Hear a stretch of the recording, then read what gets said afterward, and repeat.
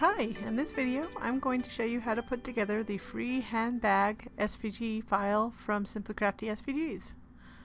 So we only have a couple pieces here, as you can see. I have the little flattened Perler beads that I have I'm putting to the side. You see that these panels will go on here eventually. So first I want to fold the handbag portion though. So wherever it's scored, you're going to fold it like this. You see I already folded the sides up. And we have these tabs on each side.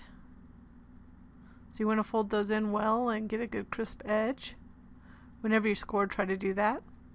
And then for the bag portion, you can see there's going to be two score lines diagonally on the side. I would fold it with the mountain fold first like this. And if you can do valley, you can do it that way, but with thick cardstock it's easier to fold it with the other way first.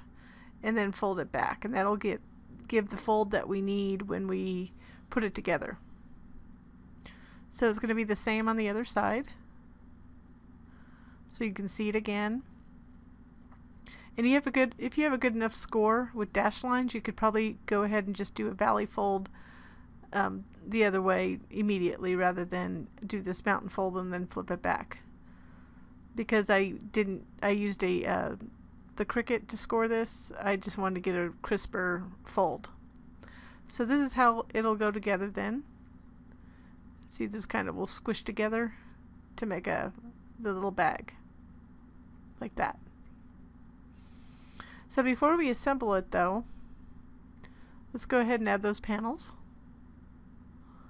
So one has a cut in it, so find the panel with the cut in it.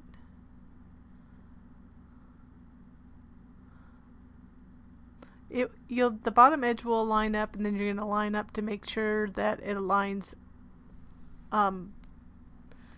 between, so it's centered on the right and left, but the bottom will line up to the bottom fold. So right here, when you're lining it up, you can start at the top or bottom, but just be careful, don't press it down until you have it lined up, and try to make sure it's centered as well. And that bottom edge should align to the fold down there. That's a little bit off, so I'm just kind of pulling it off quickly and adjusting it.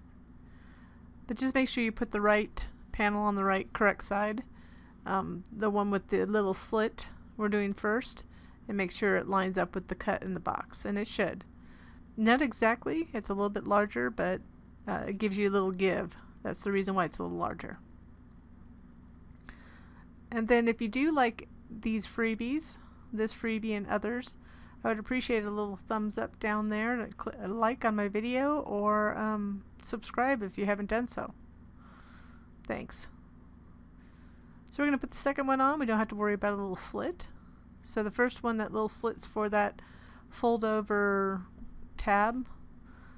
You'll see that will close the actual bag right there. So you make sure that's folded over. Now we'll add these little handbag, the handbag handles.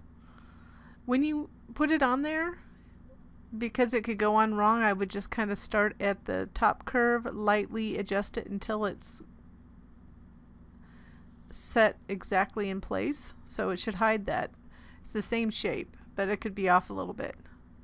So you want to kind of adjust it to make sure it's in the right place. And if you wanted to, you could always cut another set of these to put on the inside if you didn't want to see the yellow on the inside. But these are meant to be really quick little bags to create quickly and easily, other than the gluing and folding.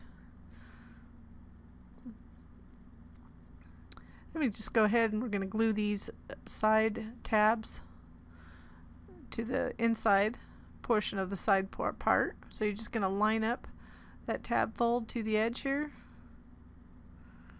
And it could go in a little bit too. It doesn't have to be exactly, but try to match it up. And then you can flip it over and apply pressure. And we'll do the same on the other side. Just make sure it's folded correctly like that. You don't want it folding outwards. You want two valley folds in there. And again, I'm matching up that tab fold to that edge there.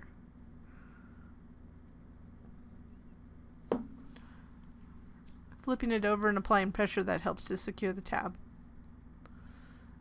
And I am using art glitter glue.